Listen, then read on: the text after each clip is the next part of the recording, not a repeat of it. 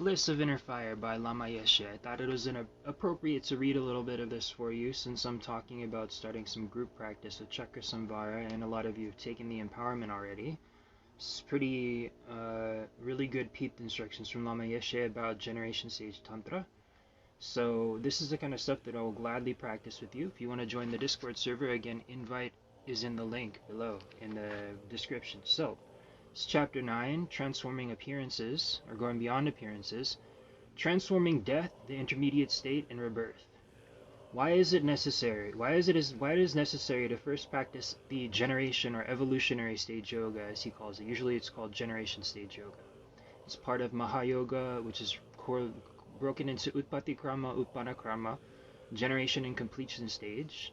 The two parts of Tantra, they have to do with the purification of appearances and the absorption within shunyata, emptiness, and the unity of creating unity in your mind between appearances and emptiness.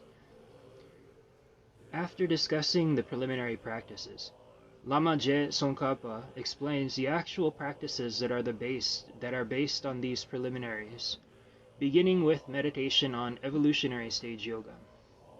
Highest Yoga Tantra is divided into two stages: the evolutionary stage and the completion stage. Again, he's using the term evolutionary stage here, but on the internet you're going to see it referred to more as the generation stage. The practices of the 6 yogas of Naropa belong to the completion stage. In evolutionary stage yoga, which some people refer to as generation stage yoga, we learn to identify ourselves as a Buddha, a deity, a fully enlightened being. See Chapter 10. In intensive meditation, we should develop clear and vivid appearance of ourselves as a deity, and the divine pride of actually being the deity. In order to do this, however, we must first practice purifying the ordinary experiences of death, intermediate state, and rebirth. This, the essence of evolutionary stage yoga, is accomplished through meditating on the 3 pure experiences of the Dharmakaya, the truth body, Shambhogakaya, the emanation body, and enjoyment body, and Nirmanakaya, emanation body. The experience of death is to be transformed into the Dharmakaya. The experience of the intermediate state, he's talking about the state between death and rebirth, also like similar to dreaming, is the Shambhogakaya, and the experience of rebirth into the Nirmanakaya, which is your manifested form. The evolutionary stage practice of purifying the experiences of death, intermediate state, and rebirth happens at the level of mere imagination, not at the level of actual experience. When we think, now is the time of the death experience, the 4 elements are dissolving. We are simply imagining the death process. However, when we are practicing completion stage yoga, through the power of concentration, we actually experience the process that occurs at death, with absorption of the 4 elements in all the conceptual minds. If you guys were here for the first questions and answers that I did the other day, or like a week ago, towards the end of that, we did a group meditation, and we went through this process exactly as Lama Yeshe teaches it in these series of talks that he did on the 6 yogas of Naropa. If you want to go and check out what that is, go back a couple days on my videos to where I did the Ask Me Anything questions and answers, the first one, and it's about, I want to say, like probably an hour and like 10 minutes or 20 minutes into it when we begin the meditation. Really, really, really good meditation. I really enjoyed it. By the way, thank you guys again for joining me. Okay, so the question might arise, if evolutionary stage practice is only at the level of our imagination, why do we need to engage in it at all? Lama Tsongkhapa explains clearly and completely why it is necessary to actualize the evolutionary stage before engaging in completion stage practices. Some Tibetan lamas have stated that the evolutionary stage practice of actualizing the deity is not necessary and can even become an obstacle to reaching the completion stage. Lama Tsongkhapa points out here in the text that misconceptions exist in Tibet that meditation on evolutionary yoga is only necessary for receiving worldly realizations, and therefore unnecessary for accomplishment of the highest realization.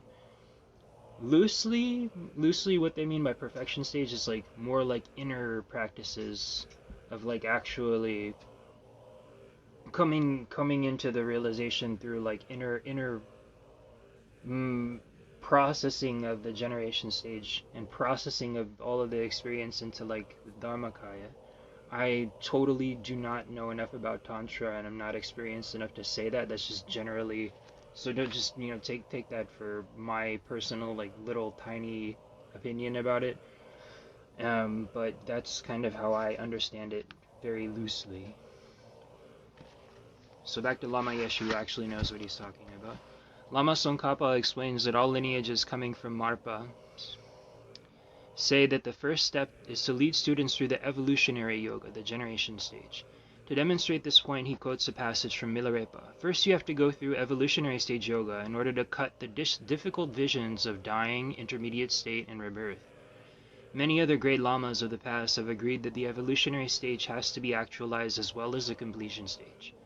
Expressing his own opinion, Lama Tsongkhapa states that the proper basis for success in completion stage yoga is generation stage yoga. And as a preliminary to completion stage practices, practitioners should have stable concentration on themselves as a deity. Also, in general, the practice of evolutionary stage yoga could have three qualities or flavors. All beings should be seen as deities, every experience should be inseparable from the wisdom of non-duality, and every experience should have the nature of great bliss. Accomplishment of evolutionary yoga is a high realization with both gross and subtle levels. With the gross level of attainment, you are able to build up a clear mental image of the entire mandala and its various deities, celestial mansion, and surrounding environment. With the subtle level of attainment, you have indestructible samadhi and can vividly imagine your entire mandala in miniature for several hours. However, even though you have not achieved the subtle attainment of the evolutionary stage, we can still start completion stage practice, such as the 6 yogas of Naropa. You shouldn't feel the inner fire is a big leap. I'd better meditate on renunciation for the rest of my life. That is more reasonable. Don't think that way. Lama Tsongkhapa, as well as many lamas of other traditions, developed the skill to practice both evolutionary and completion stages in each day. Lama Tsongkhapa's biography explains that in some sessions he practiced evolutionary stage yoga and in others completion stage. Training in this way helps to bring realizations. It is right to engage in evolutionary and completion stage yogas at the same time, because they support each other. For example, sometimes you may find evolutionary stage yoga difficult, but for some reason the completion stage practices seem easier and more familiar, and touch your heart more. When you practice both stages together, you taste the blissful chocolate. Lama Tsongkhapa strongly emphasizes that whenever we actualize a deity as the path of liberation, we must use the technique of transforming death, intermediate state, and rebirth into the 3 Kaias, and bringing the 3 Kaias onto the path of enlightenment. Again, the 3 Kaias are the Dharmakaya, the extremely subtle clear light, Shambhogakaya, the enjoyment body, the rainbow body, and the Nirmanakaya, the manifest body, and bringing the 3 Kaias into the stage, path of enlightenment. This is the essential practice of evolutionary stage, and it fruitfully and suitably leads to this completion stage. How do we engage in evolutionary stage practice? Generally, regardless of which deity we are actualizing, evolutionary stage yoga involves the practice of daily sadhana. The sadhana begins with taking refuge in generating bodhicitta motivation to achieve enlightenment in order to benefit others. This is followed by the practice of Guru Yoga, the root of the entire Tantric path, as I described earlier. Guru Yoga, if you guys practice Vajrayana or are interested in Vajrayana very seriously, and you set about your motivation that you want to practice it, a guru will appear and you can do Guru Yoga with him. And Guru Yoga is, like he said, the root of the entire Tantric path. After this, just before meditating on the 3 Kaias, we recite the Antidis Mantra, Om Swabhava Shuddha Sarvadharma Swabhava Shuddha Aham, and meditate upon its profound meaning. Basically, this mantra states that the nature of everything that exists is pure, and that all phenomena, including us, are non-dual in character. It is referring to the non-self-existence, the non-inherent existence, or the emptiness of everything that exists. This is absolute reality. Conventional reality is like a dream, a magician's trick, a projection, or a mirage. Thinking in this way, we recite the Emptiness Mantra, dissolves our concrete concepts. As we recite the Emptiness Mantra, it dissolves our concrete concepts. Our normal dualistic mind constantly distorts reality. We either add extra qualities to reality, or we underestimate it. We never seem to find the middle way. We project impurity upon the pure. I was born with impurities, I'm impure now, and I will die impure and end up in hell. Even if we don't consciously think this, it is there inside of us. We believe we are fundamentally impure. How can I be pure? Our self-pity mind thinks. We must rid ourselves of this idea, which is the cause of all of our diseases of body and mind. The point is that the fundamental nature of our mind is pure and space-like. Ego mind tries to project something impure on top of this, but it is impossible to add to something that is space-like in nature. Such impure projections are momentary, like clouds in the sky. Even though the sky allows the coming and going of clouds, they are not a permanent characteristic of the sky. A similar relationship exists between the fundamental character of our mind and our dualistic mind. The non-duality nature of our mind has always been pure. It is pure now and will always be pure. What we call impurities are the superficial clouds of ego that come and go. We have to recognize that they are transitory and that they can be removed. They are simply energy. Their relative negative focused confused fantasy is not our fundamental nature.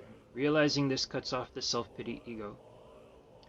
The whole point of doing meditation is to discover this fundamental principle of totality. The moment you reach this experience of non-duality, you have no room for heavy emotions or sentimentality. The pure, penetrative awareness cuts through relative obstacles and touches the deepest nature of human existence. At that moment of experience, there is no conceptual labeling by a dualistic mind. At that moment, there is no Buddha, no God, no subject or object, no heaven or hell. After reciting Om Swabhava Shuddha Sarva Dharma Swabhava Shuddha Aham, you visualize the process that occurs at death, starting with the dissolution of the four elements. So he's going to describe here how that in Tantric Buddhism death is described. It's described this way also in the Tibetan Book of the Dead, but it's there in other places as well. Starting with the dissolution of the four elements, feel the absorption of the earth element, then the water element. Your experience of the sensory world gradually diminishes. The fire element absorbs, then the air element. All your concrete concepts gradually dissolve too. Now you experience only consciousness. Your body has ceased to function. The white vision appears. You see the entire universe as empty space pervaded by white light. No dualistic phenomena appear. You are approaching the universal totality of non-duality, your true nature. Feel, I am this natural state of consciousness, touching universal reality. Your mind becomes more subtle, and the white vision changes into the red vision. Maintain mindfulness and simply let it go. Experience the unified nature of the emptiness and bliss of the red vision. Now you experience the black vision, like the early morning before sunrise. Out of the darkness comes a light, signaling the beginning of the clear light experience. Like the sun rising in a clear sky, the light grows and grows until the entire space appears as clear light. This is a Dharmakaya experience, the most subtle consciousness. All existence is non-dual. All the dualistic puzzles have disappeared. You enter the space-like nature of clear light. Your wisdom consciousness embraces universal space. You don't need to analyze the nature of the non-self-existent I. Simply experiencing the non-existence of the self as space-like is good enough. Know that this space is not your usual self-pity ego image. It is clean, clear, a natural state with no complicated ego conflicts or relativity puzzles. This is the real experience. Rest in it. Intellectualizing about emptiness can sometimes become an obstacle to discovering emptiness. An intellectual would say, wait a minute, Lama Yeshe. You say that emptiness is like empty space, but this is too easy. This is not Nagarjuna's philosophical view of emptiness. You could argue that what I have said has no connotation of the Prasangika Madhyamaka view of emptiness or even the Chittamatran view. You could argue with me on the point for a whole lifetime, but it would be a rubbish argument. You could write a big book about it, but it would be a complete waste of time. When we study philosophy, we have to know each point precisely, but when we are practicing, we just have to act. We have to begin the experience of emptiness somewhere, and space is the prime example used by all Tibetan lamas to represent non-duality. The main point is that we are trying to have an experience that goes beyond mundane ego puzzles. From the philosophical point of view, emptiness has no form, no color, no smell, and so forth, and we can understand this from our own experiences of emptiness. In the moment of experience, the sensory world has no way to magnetize your mind. In the moment of experience, the sensory world has no way to magnetize your mind. The narrow dualistic puzzles appear, allowing the natural state of mind to radiate and embrace reality. The narrow dualistic puzzles disappear, allowing the natural state of mind to radiate and embrace reality. Here we want our consciousness to experience a clear light without conceptualization. It's like the rays of sunlight embracing the blue sky of morning. This clear light is the great universal emptiness of non-duality. Experience only the total unity of the Dharmakaya. Feel, I am this enlightened Dharmakaya state, this total peace and joy, this unified intense awareness. See all appearances as reflections of this Dharmakaya consciousness. Stay as long as you can in this experience of omnipresent wisdom, this state of non-duality.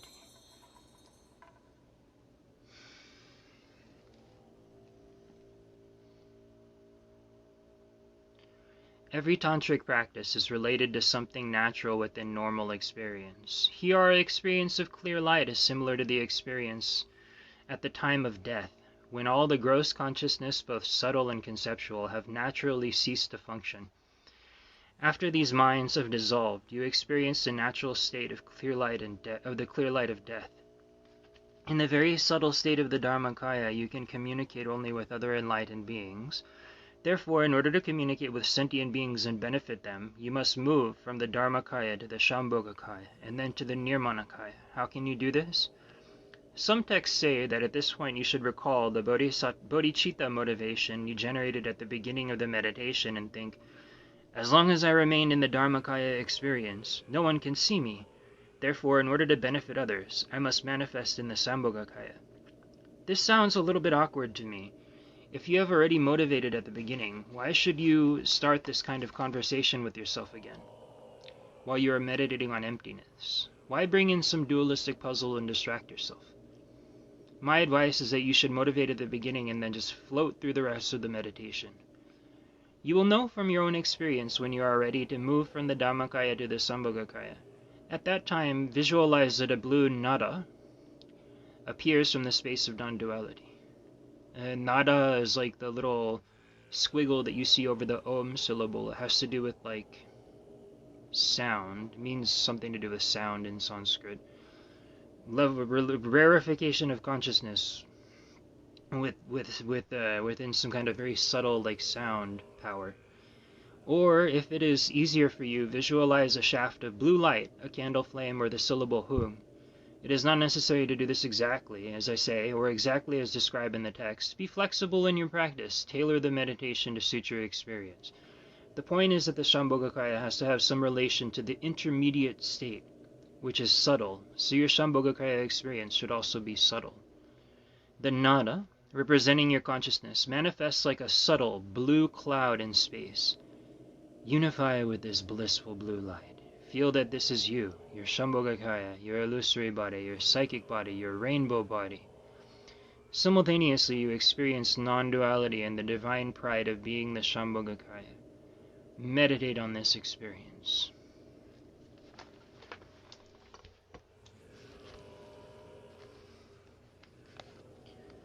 Because only higher bodhisattvas can communicate with the Shambhogakaya, and lesser beings cannot do so, you eventually shift to the Nirmanakaya, so that all beings can communicate with you. You look down from the space of non-duality and see the blissful energy of a radiant white light with a reddish hue. This is a moon, and your consciousness, the blue light, lands in the center of it. The moon is a very bright, radiant, and blissful in nature. and it represents the totally developed, blissful male and female Kundalini energy of the Buddhas. The text mentioned that this is similar to when, from the intermediate state after death, your consciousness enters the drop formed by your father's sperm and your mother's ovum. But here, instead of feeling attraction to the father or mother's liquid energy, as you do when you are in the actual intermediate state, you see the energy as Father Heruka and your mother and the mother Vajravarahi. You land in this incredibly blissful Kundalini energy. This male and female sexual energy then radiates and embraces all universal energy. At the center of the moon disk, your psyche transforms into the radiant blue light body of Heruka. Embracing your consort Vajravarahi, who is red in color, your entire nervous system is filled with bliss. You experience no concepts, no fantasy projections, no emotional disturbances. Vajravarahi represents the universal totality of female energy, and Heruka represents the universal totality of male energy. Their embracing signifies a union of the entire fundamental universal reality. A reflection of your Dhammakaya nature is transmitted through the Shambhogakaya to the Nirmanakaya form of Heruka. Your form is a rainbow light body, a crystal body, a psychic body, an illusory body. You experience great bliss and great wisdom of non-duality. With strong divine pride you think, I am Heruka, I am the unity of this energy of great bliss and great wisdom. The clear and vivid appearance of yourself as a deity and your divine pride are actually being the deity, the clear and vivid appearance of yourself as the deity and your divine pride of actually being the deity eliminate the concrete concepts of your self-pitying imagination. There is no room for them. Feel this and let go.